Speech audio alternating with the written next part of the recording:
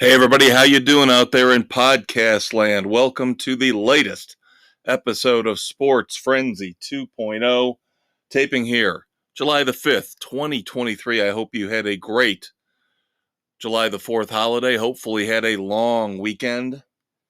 I have to admit, I had a long weekend and I was climbing the walls. Didn't have anything planned, didn't have anything to do.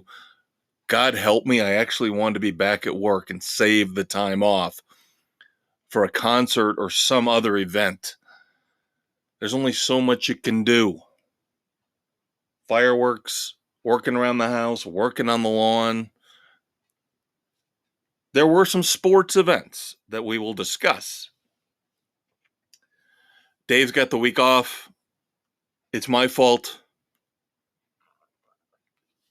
I just needed to decompress. So I'm putting together an episode where, of course, I will still rant and rave and yell and curse and scream, but his wife just left for a long trip to France. I figured maybe he could use the downtime, the solitude, just like me. So just felt for once I needed to, again, decompress and do this on my own. So Dave will be back next week, of course. I'm going to save, if he has any more NHL draft talk, of course, when we were taping last Wednesday night. They landed, his team, the Blackhawks, landed Connor Bedard. So at least we know that monumental pick happened. By all accounts, a slam dunk. I know, wrong sport, but it's a sports cliche nonetheless. So we'll see, again, if he wants to talk any more about the rest of the Blackhawks draft next Wednesday night, the 12th of July. But yes, for now, you're stuck with me. And we do have a lot to talk about. Let's start off with the national pastime, baseball. Baseball has been very, very bad to me and Dave. Our teams are very close to identical right now, again, on July the 5th, 2023. Eerily similar as we've crossed over the halfway point. We're not to the All-Star break yet. Of course, that's coming here in the next 3 or 4 days, but the Cubs are 39-45. Fourth place in the NL Central, 7 behind the Cincinnati Reds. Dave's Chicago White Sox are 37-50. Fourth place in the AL Central, 7 games behind the division-leading Minnesota Twins. So outside of the fact the Cubs are a little bit better record-wise, both teams in identical, pathetic positions in their respective divisions. News doesn't get any better for the White Sox. Starting pitcher Michael Kopech goes on the IL with shoulder issues. Now, in terms of the All-Star game, the White Sox got the requisite 1 selection, but very, very deserving. Luis Robert gets in, of course. He's tearing it up, having a career year. Not getting much help from anybody around him in the lineup in terms of batting. Not really getting much help in terms of pitching either. The Cubs somehow landed 3 players on the reserves for the National League. 2 of which I think are very, very well deserved, because both of these gentlemen are in the top, I want to say 6 in ERA in the National League. Of course, we're talking about Marcus Stroman and Justin Steele. Now, Dansby Swanson getting picked as a reserve. I'm not disappointed in him this year, his first year with the Cubs. I've always said I expect 270 and 20 home runs and solid defense. That's all I want. And that's what I'm going to get. He's on pace for about 19, 20 home runs. Needs to get the batting average up a little bit to get to 270, but he's not far off.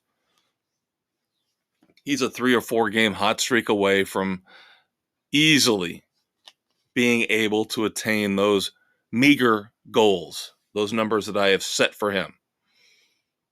My goal is basically, let's just make sure it's not another disastrous Jason Hayward contract. Okay? That's my goal in life.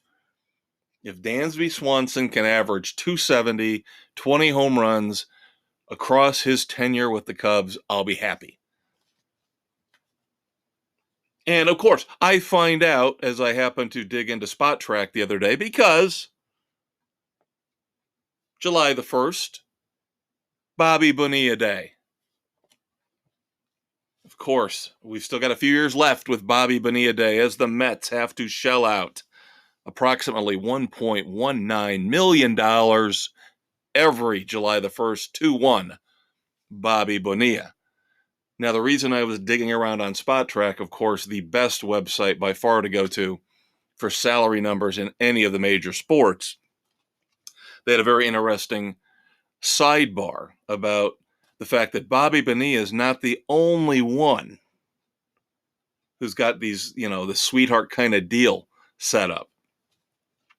Now, I know Max Scherzer, I believe, is going to be getting paid for a long, long time by the Washington Nationals. The Orioles, actually, from what I could read in this sidebar article, not only they're also paying Bobby Bonilla, but of course, arguably the worst contract ever. Yes, possibly even worse than Jason Hayward. They owe Chris Davis an absolute ton of money, a crap ton of money.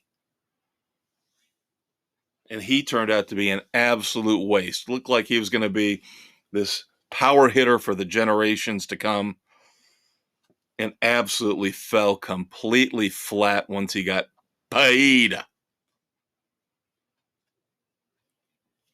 And of course, that makes me think of the Cubs and how they're paying over $20 million this year.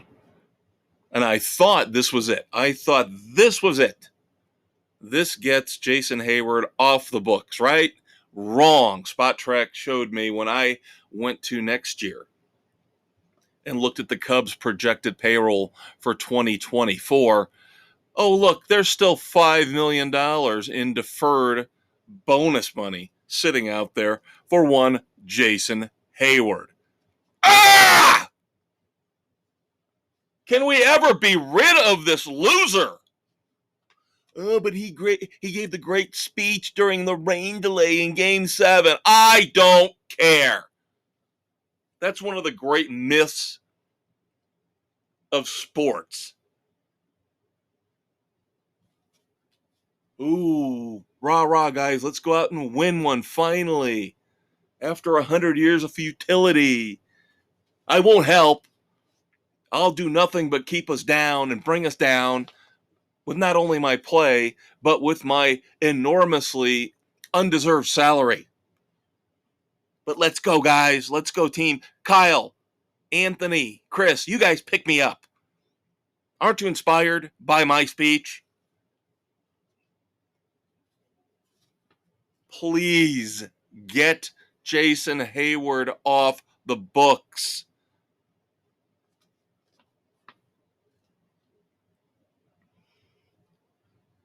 Big-time injuries have struck Major League Baseball here over the past week or so.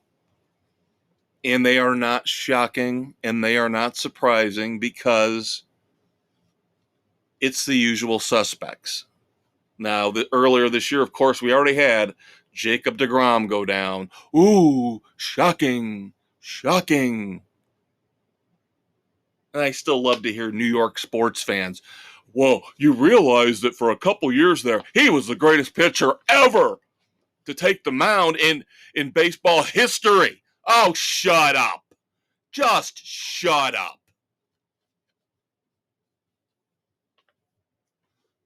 That's why I get fed up with New York fans and New York sports talk radio. The entitlement, oh my God, the Yankees are so great. Oh my God, the Mets had all these great players, even though they've really not won much. Oh my God, Aaron Rodgers is going to win 5 Super Bowls. Shut up. How about you win something here recently? I don't know, within the last, 6, 7 years? To my recollection, I haven't seen any New York sports team win a title in the last 6 or 7 years, at least. Okay? Okay?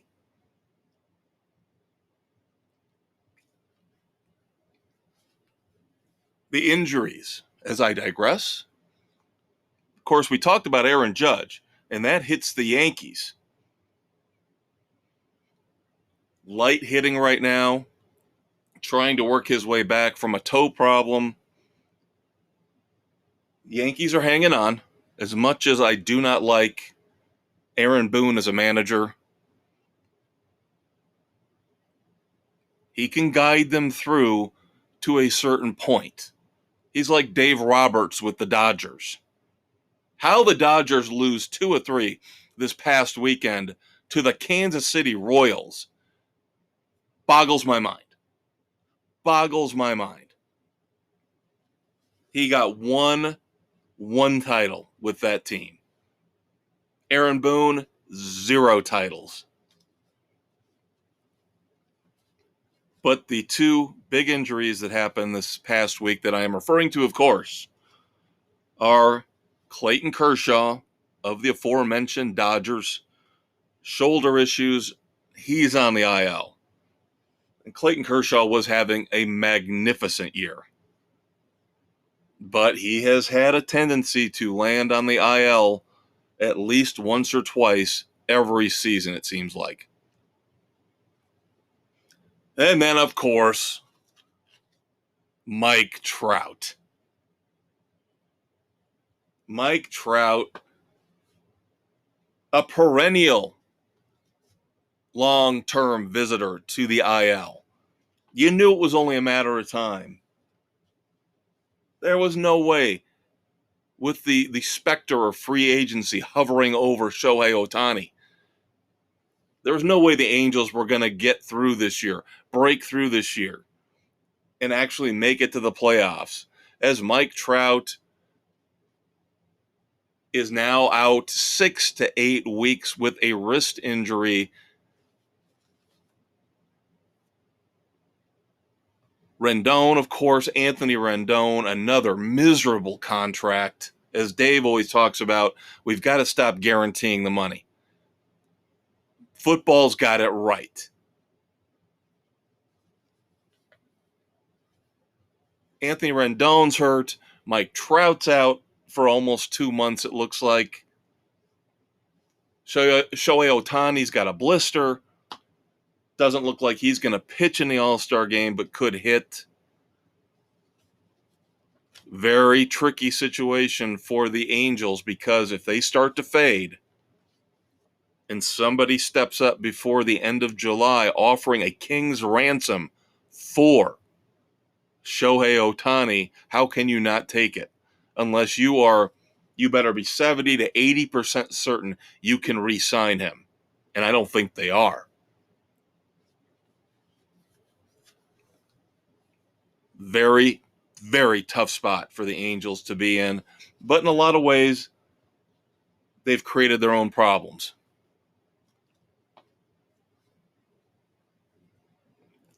This weekend, of course, this episode will drop Thursday morning, July the 6th.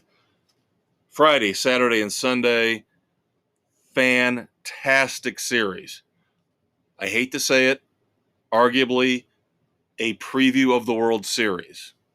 Now we know things change, injuries, as we just talked about. But the Atlanta Braves go down to that mess of a stadium in Tampa Bay to take on the Rays. The Braves and the Rays down in sunny Florida. Except you won't see the sun because it's in what we used to affectionately call the Tropicana Dome. Before that, the Thunderdome. Braves at Rays, Friday, Saturday, Sunday.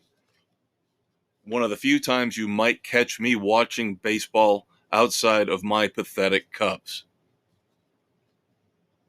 And speaking of the Braves, let's do positive here. Positivity. In fact, he is my Clint Eastwood badass of the week in sports. That would be Ronald Acuna Jr. First player ever before the All-Star break with 20 home runs, 40 stolen bases, and 50 RBIs. Yeah, I know, the perfectionists out there, the fault finders say, it's not RBIs, it's RBI, it's runs batted in, not run batted ins.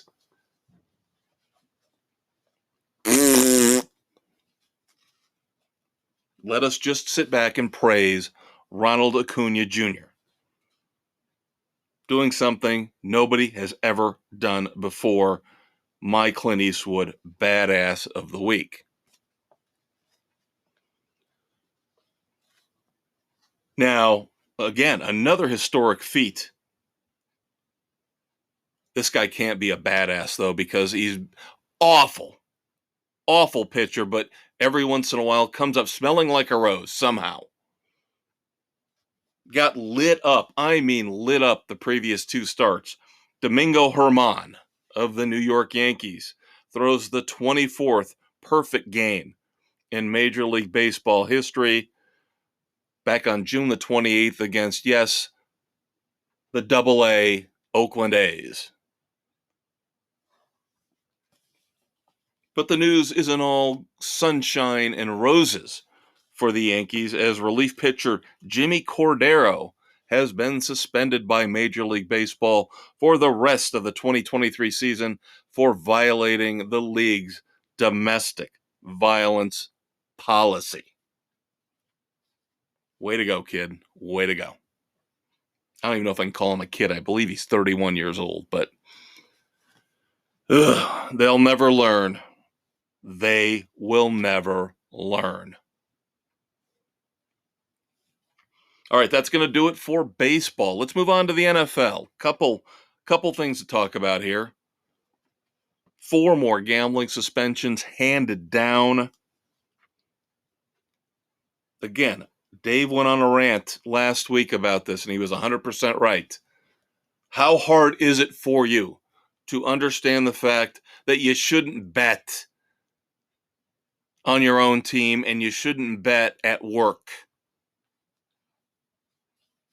But somehow these guys just don't get it. And of course, it seems like the two teams that are getting hammered the most are, of course, the Detroit Lions and the Indianapolis Colts. We have a new NFL PA executive director. Lloyd Howell takes over for DeMaurice Smith. Does that mean anything in terms of labor peace in the future? No, a union's involved, so we know there's never going to be labor peace. And then, of course, I don't know in what capacity he's going to serve, but J.J. Watt will be joining the CBS pregame show. I have not heard of anybody moving out. You've got James Brown, you've got Boomer, you've got Nate Burleson, you've got Phil Simms, and you've got Coach Cowher. So I don't know where J.J. Watt fits in. And we'll revisit Mr. Watt later on in the show. You guys, over the last couple years, he's not my favorite person. I think he's snowed so many people. He's kind of like the Mike Trout of the NFL. Always hurt, overrated, never won anything. On every freaking commercial there for a while, him and his family, you could imagine. First ballot Hall of Famer. Not in my book. Not in my book. I don't think he deserved a lot of those Defensive Player of the Year awards that he got. I really don't. College football, to wrap up segment 1 here. San Diego State was in prime shape to pick and choose where they could go, taking a step up from the Mountain West, could have jumped into the Pac-12. Lots of options for San Diego State, is my understanding. Football program is solid. The basketball program just got to the Final Four.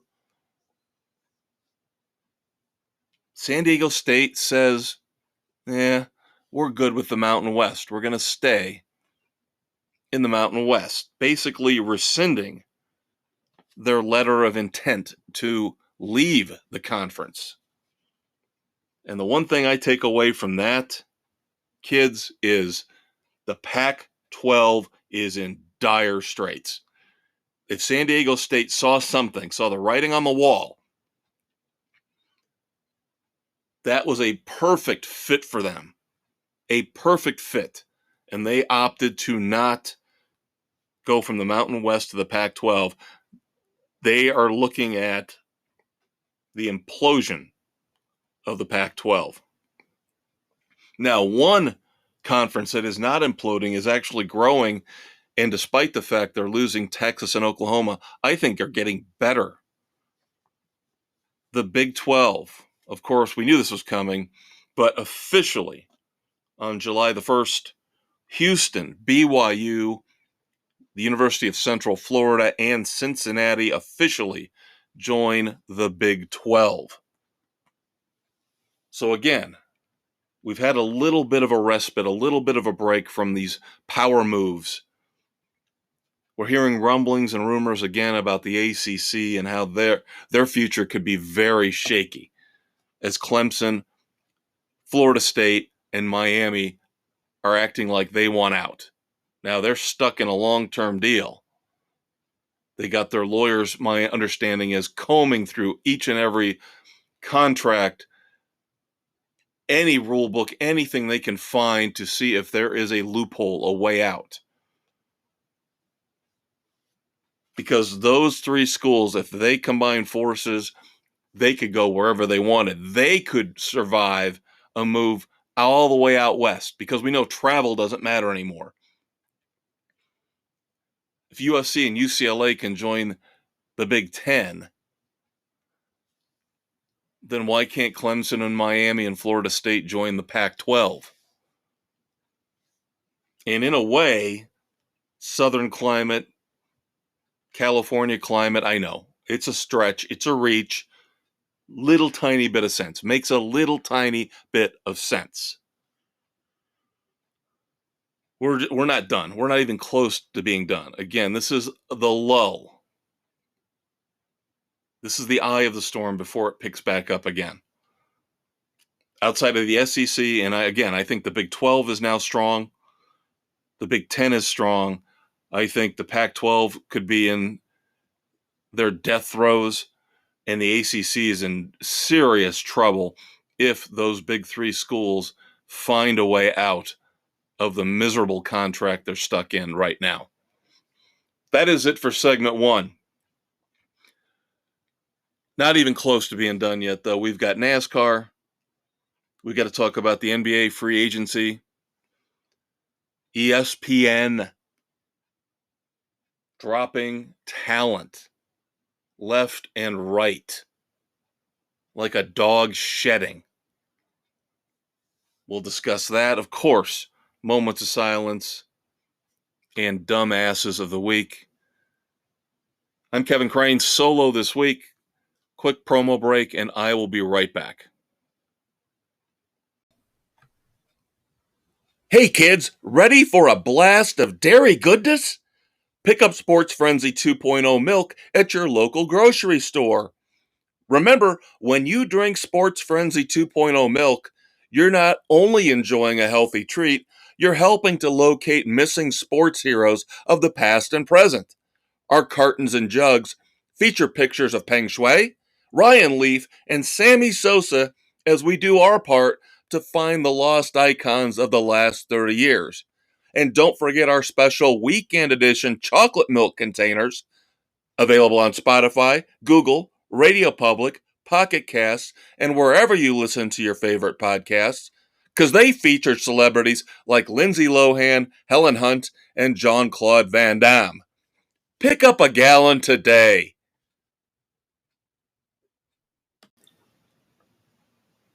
All right, everybody, welcome back. Sports Frenzy 2.0, taping here July the 5th, 2023. And I always wonder,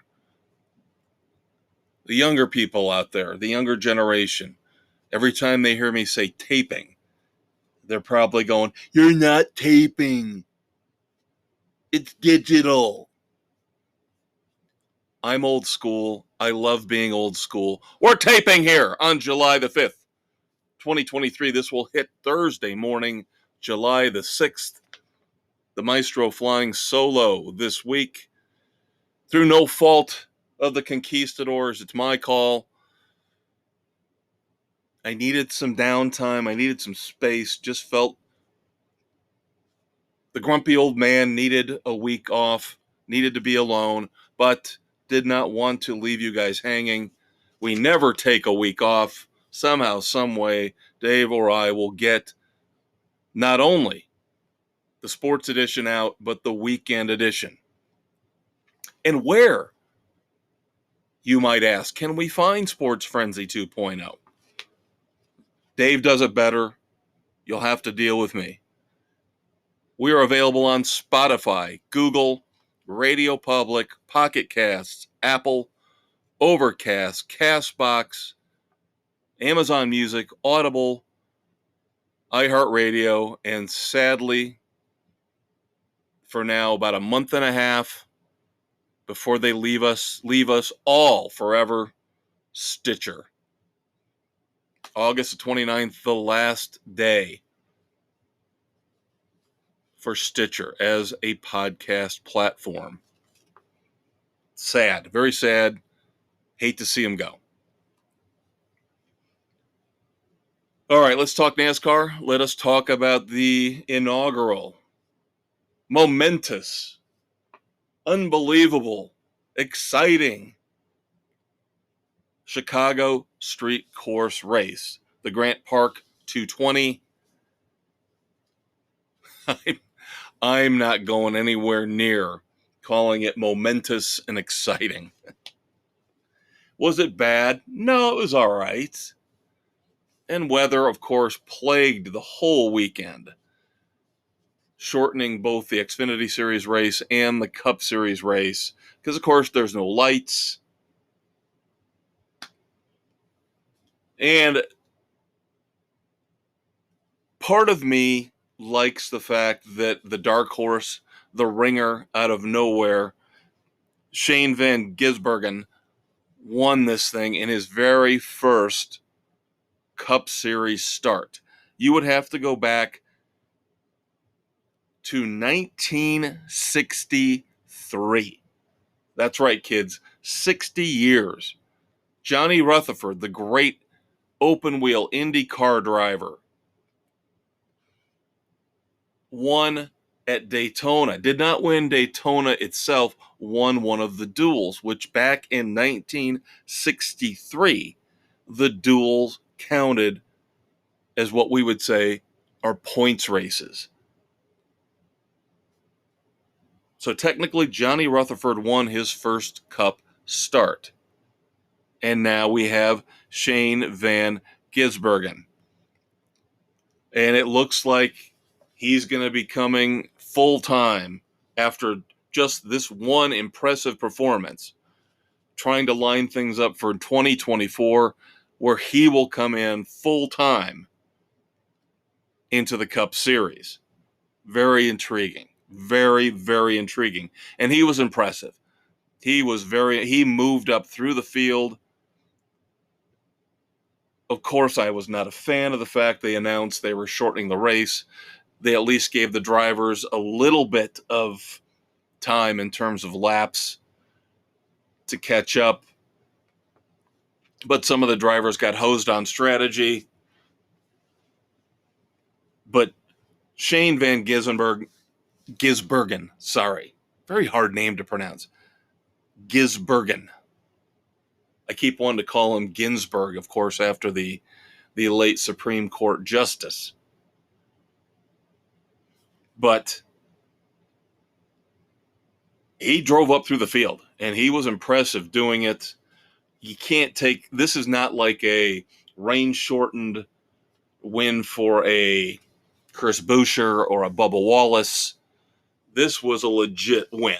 I think he would have won the race if they'd run the full distance. Of course, Denny Hamlin had the pole. He had issues. Lots of guys slamming into the tire barricades.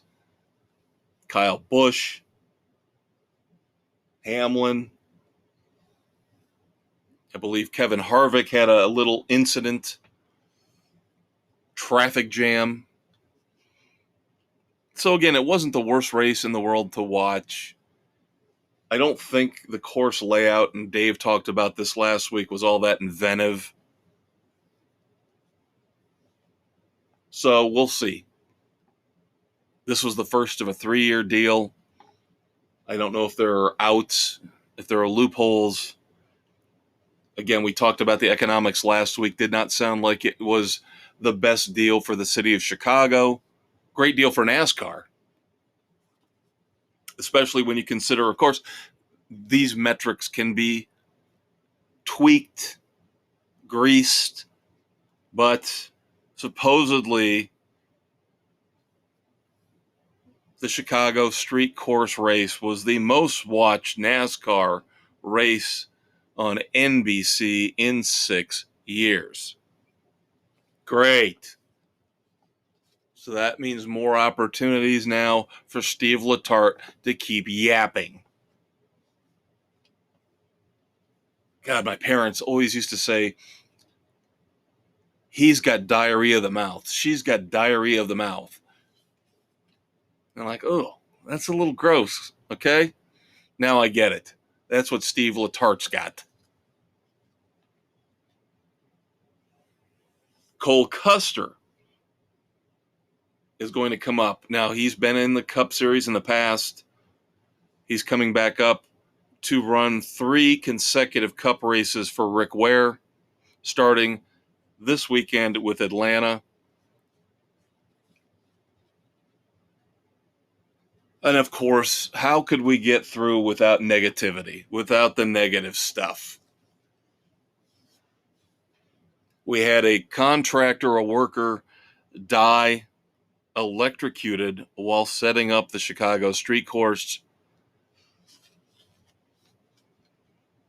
Still, compared to what we heard with the last Olympics and how many people died, how many workers and contractors died setting up all those facilities and those stadiums, not trying to diminish at all the loss of life, but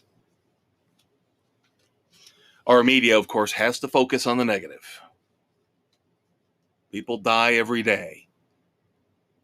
I still wonder why we haven't banned cars because of all the people who die every day in automobiles.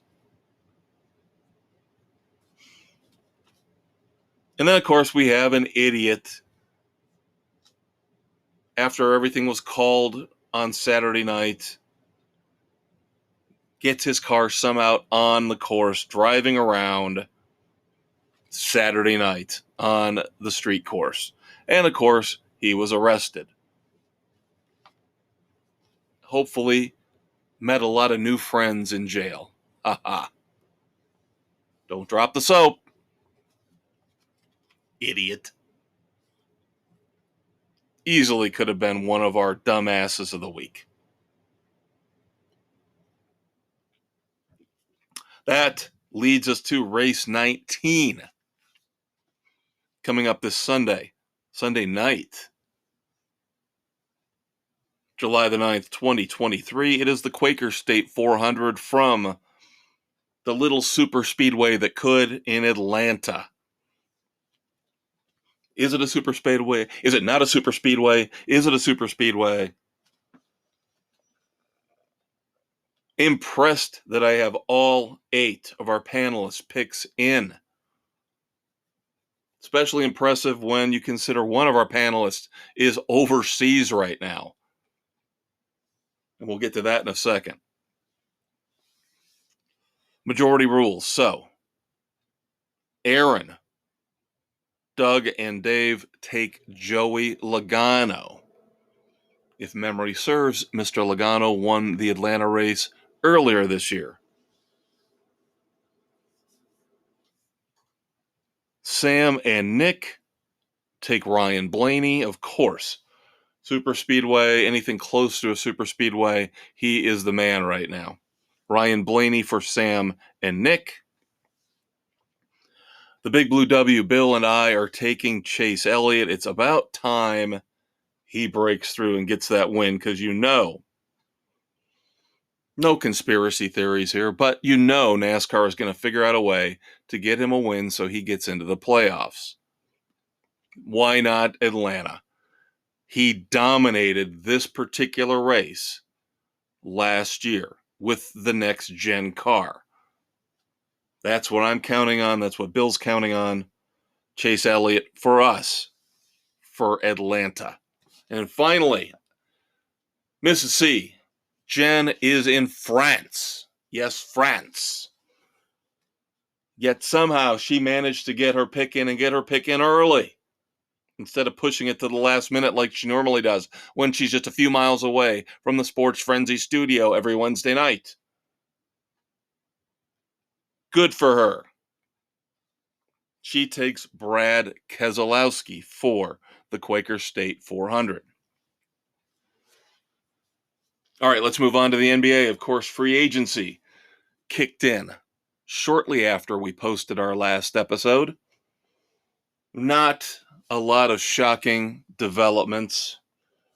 The way the NBA is structured is basically set up to make it easy for you to re-sign your free agents because you can offer them more money than anybody else.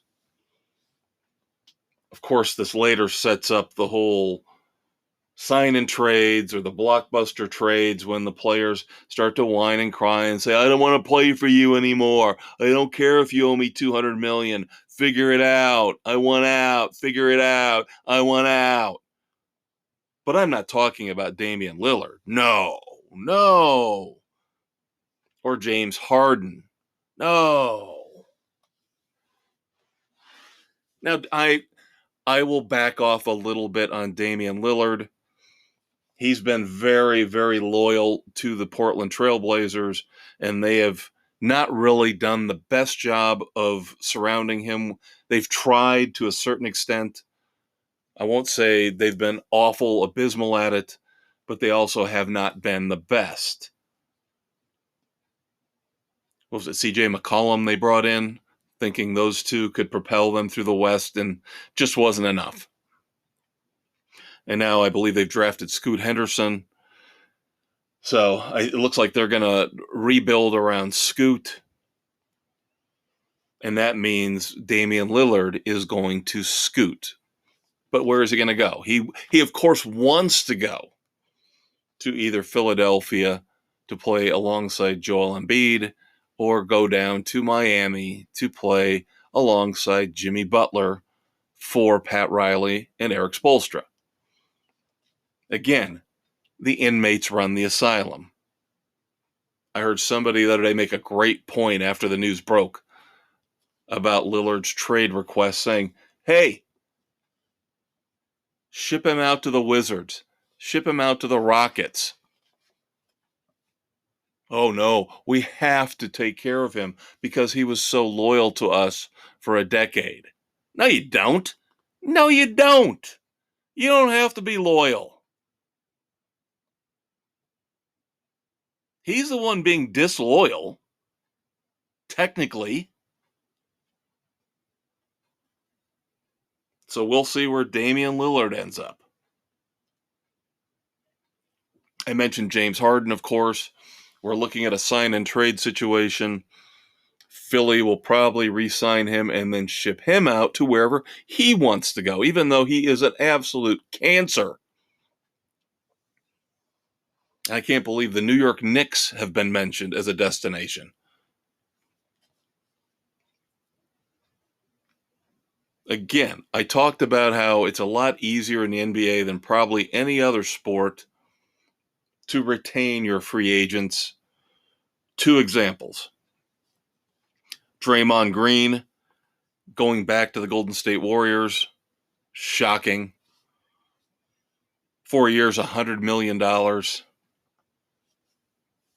I still don't like the Chris Paul thing, the Chris Paul situation. That's fine if they felt like they had to get rid of Jordan Poole, but I don't like it. Doesn't feel right. I don't like the feel of Chris Paul with Steph Curry, Klay Thompson, and now Draymond Green returning to the fold. I just don't like it. And somehow the quote-unquote smartest businessman in the world, Mark Cuban, idiot. You want to talk about an overblown egomaniac who gets more credit than he deserves for being such a genius? That would be one Mark Cuban. Kyrie Irving will stay with the Dallas Mavericks. 3 years, $126 million, despite the fact that when they traded for him and brought him in to pair with Luka Doncic, they got worse. They were well below 500 when those two were paired together. So the genius, the Shark Tank genius, Mark Cuban, says, yeah, let's just give him a blank check for 3 more years. Let's give him what he wants. Over 40 million a year. 42 million a year to be exact, for a guy who's even worse, even more of a cancer than James Harden. That would be the deluded Kyrie Irving. I can't wait, now that he's got his money, for him to start grumbling and moaning and complaining and not showing up and posting stuff on social media about how he's persecuted and how nobody understands him. Oh, we understand you. You're a self-centered bigot. We all know that. The one move where a player actually did move from one franchise to another, sometimes a team is stuck with a lot of cap space. It's not the most fiscally sound strategy, but sometimes you spend that money to show the fan base that you are paying attention, that you do care, that you're trying to get better. And I'm not opposed to the Houston Rockets signing Fred VanVleet. Of course, Fred VanVleet was part of that Toronto Raptors championship team, along with Kawhi Leonard and Pascal Siakam. I don't have a problem with Fred VanVleet. 3 years, $130 million, maybe I got a little bit of a problem with it. I'm not going to compare that contract to Kyrie Irving's. Yes, he got a little bit more money. But again, I think Houston overspent to make a gesture to their fan base, to show their fans, yes, we are trying. You might not believe it, but we're trying. They're still a long, long, long ways away from being anything close to a contender in the West. Now, hopefully in the East, my Orlando Magic are getting closer to being contenders. And hopefully the man who will shepherd that charge to the playoffs and beyond, the new Magic general manager, Anthony Parker.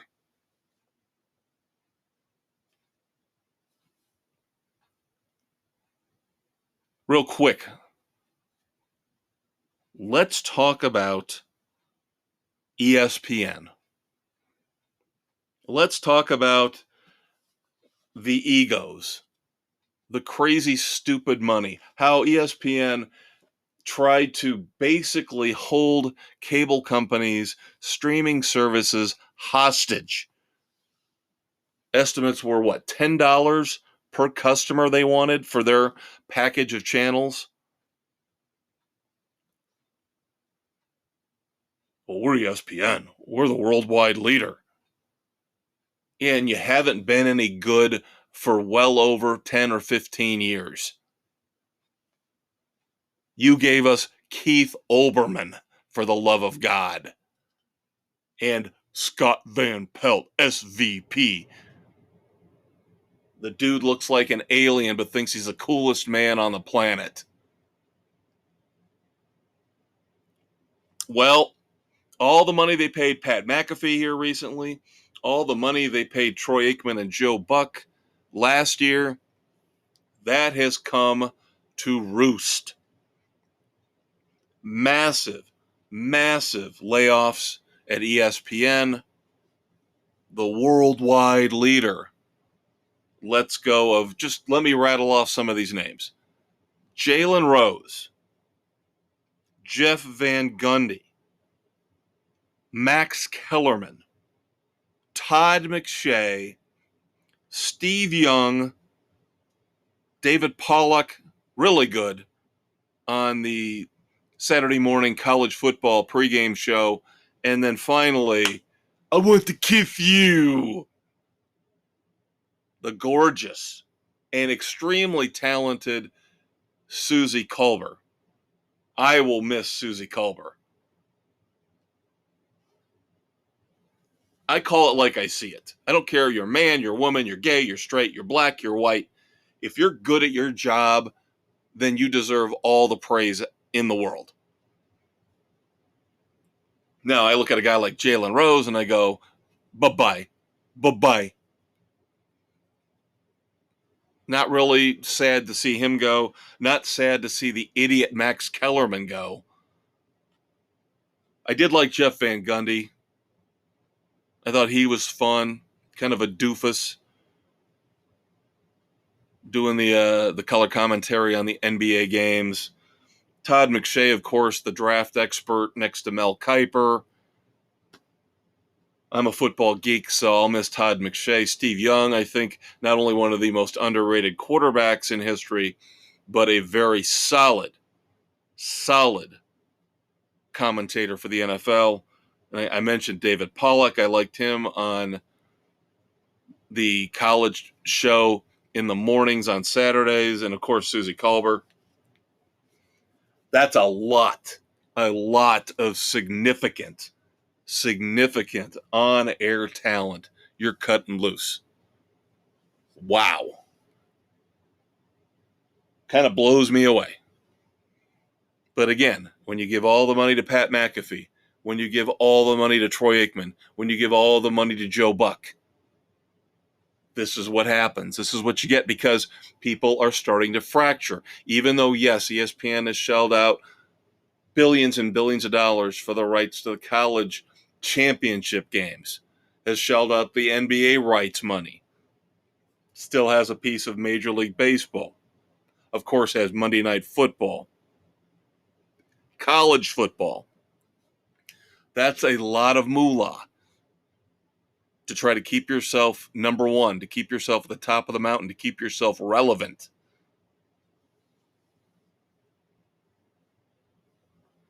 Now we'll see what kind of next-gen hacks they bring in. And I'm telling you, I saw a preview of it. If you watched any of the NBA draft here a couple weeks ago, what a joke. What a joke.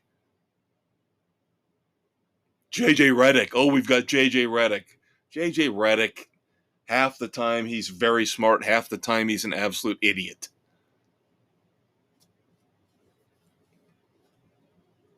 And then they have, I won't say anything beyond this, they have unqualified people on these draft shows just to check boxes, just to say, oh, look at us and how socially aware we are. Doesn't matter that you're dragging the broadcast down with stupidity. Of course, they had to have Jay Billis. Jay Billis is, of course, the Mel Kiper of college basketball. And how insufferable was it to have two Dukies? Yeah, I know. Ironic, right? Two Dukies on the panel with Redick and Billis. But again, this is the point I'm trying to make. The talent level is going to suffer. The debate is, does it matter?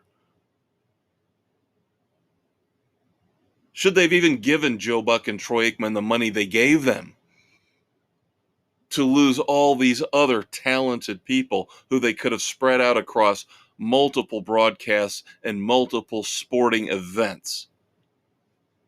Do people really tune into Monday Night Football to watch Troy Aikman and Joe Buck, or are they tuning in to watch the product on the field? What little tiny insignificant ratings bump you get, is it really worth the tens and millions of dollars that you gave to those two? And I love Buck and Aikman. Don't get me wrong. I love them. But I'm not tuning into Monday Night Football to listen to them. I like Louis Riddick. I like Steve Levy. Brian Griese. I had no problem with them. And I guarantee you they cost you a whole hell of a lot less than Buck and Aikman. All right, we are going to do a very short third segment. Again, it's on me. I'm alone. I'm solo this week. Dave was more than willing to do the show. Just needed some downtime, needed some space. All you younger folks know what I'm talking about, because you guys seem to need your space every 5 minutes. I need it like once a year. Moment of silence and some dumbasses coming up in an abbreviated third segment. Hang out for just one more quick promo break, and I'll be right back. Hi, my name is Kyrie Irving, NBA superstar of the Cleveland Cavaliers. I mean the Boston Celtics. Brooklyn Nets. Damn. Dallas Mavericks. And while I may leave a trail of wreckage wherever I go, I still like to spend my off time listening to Sports Frenzy on Spotify, Google, Radio Public, Pocket Cast, Apple, Overcast, Castbox, Stitcher, Amazon, and Audible. And if you don't like it, it's not my fault. It's your fault. Hell, nothing's ever my fault. Kyrie is never, ever wrong, people. All right, everybody, we're going to wrap things up here on Sports Frenzy 2.0, July the 5th, 2023, hitting Thursday morning, July the 6th. I'm the Maestro, Kevin Crane. We talked about where you can find Sports Frenzy 2.0 and the weekend edition. The various platforms, of course, Stitcher leaving us here in about a month and a half. Don't forget to check out the Facebook page. If you miss an episode, shame on you! How dare you! You can always find our baseball picks for the week and our NASCAR picks for the week on our Facebook page. Again, because Dave is not going to be joining me for the weekend edition, going to try to keep as many promises as I can in terms of content that we made to you last week. I will say that we'll probably hold off for a week on reviewing Evil Dead Rise because that franchise is near and dear to both of our hearts. So I want to do that review with Dave. So I'm going to sneak in most likely a review of an Amazon Prime movie, was in theaters briefly, movie called The Retaliators. Kind of a Death Wish feel to it. So I will stay in the kind of sort of horror genre. Give you a review of The Retaliators this weekend. Of course, the weekend edition hits every Saturday morning. In this case, it will be July the 8th. Music, again, going to do the best I can to save what I can so Dave and I can review it together. TV is a little bit easier. He and I don't necessarily watch the same shows, at least right now. So I can give you my breakdown on stuff like Black Mirror and Beavis and Butthead.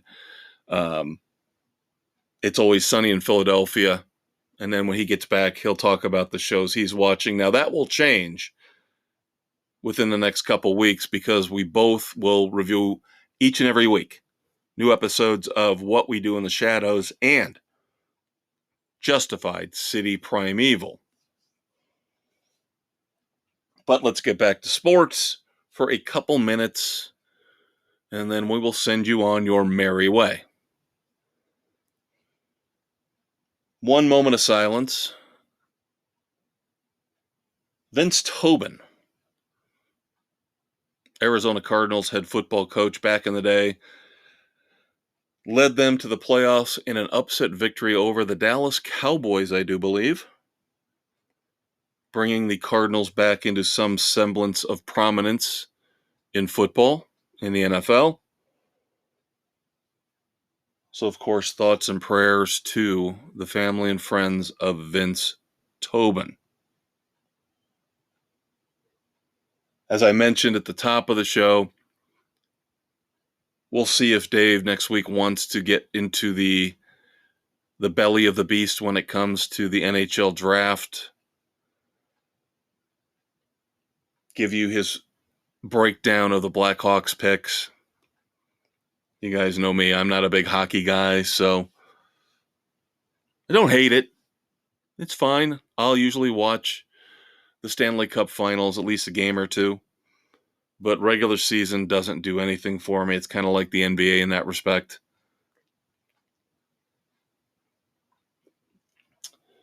So, in the immortal words of Ross Geller, each and every week we tell you, after moments of silence, it is time to pivot! Pivot!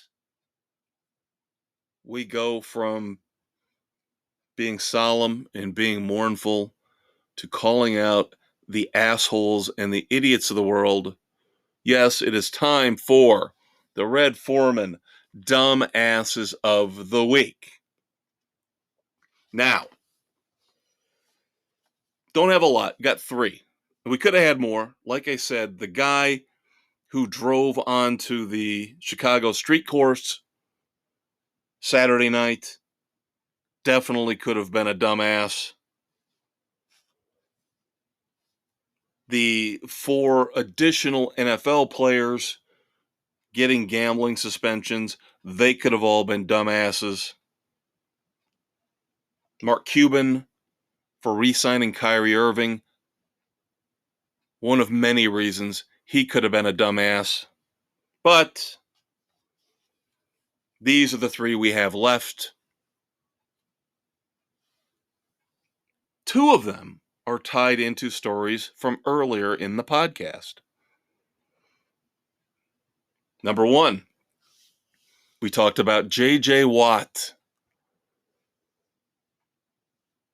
how he is going to be on the CBS NFL pregame show. Except he thought he'd make a funny, I'm J.J. Watt, I'm going to make a funny joke, ha ha, funny. This is why social media in the hands of dumbasses is a very dangerous thing. J.J. Watt initially posted in his announcement that he was joining CVS. Yes, the pharmacy chain. J.J. Watt, I'm a funny guy. Dumbass. Get a clue and get a joke. Get a better joke. How about that?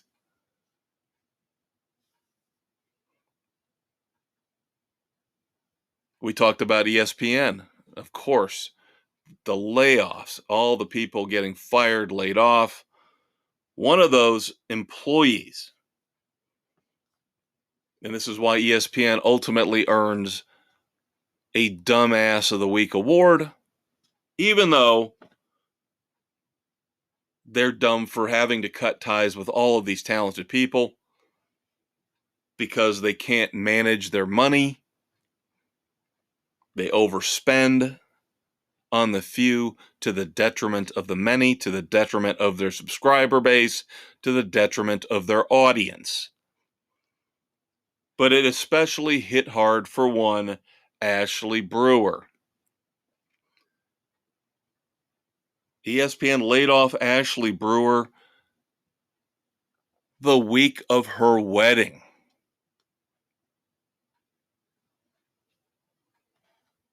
If you remember, I believe he played for Wisconsin, basketball star Frank Kaminsky. She's marrying him.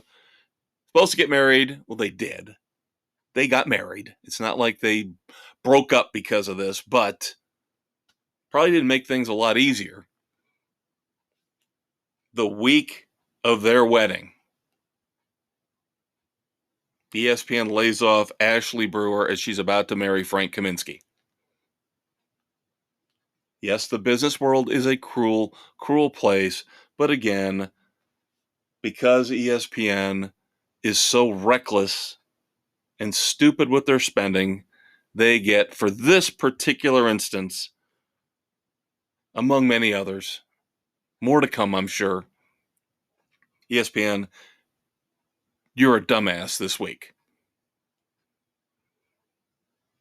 And then finally, what would the 4th of July be without a pampered, spoiled, idiotic professional athlete trashing America? Yeah, the country that obviously has given them the right to play a professional sport and get paid to play a sport, let's denigrate that country.